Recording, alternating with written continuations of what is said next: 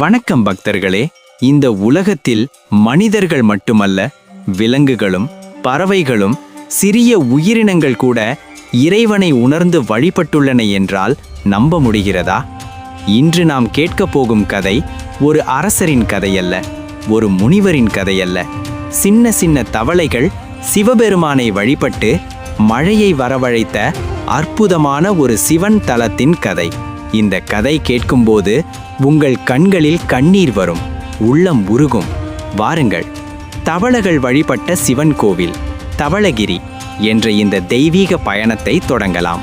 பல ஆயிரம் ஆண்டுகளுக்கு முன் இன்றைய கேரளா தமிழ்நாடு எல்லை பகுதியில் அடர்ந்த காடுகளும் பச்சை மலைகளும் நிறைந்த ஒரு அழகான பூமி இருந்தது. அந்த பகுதி முழுவதும் ஆறுகள், குளங்கள், மழையால் செழித்திருந்தது. ஆனால் காலம் மாறியது.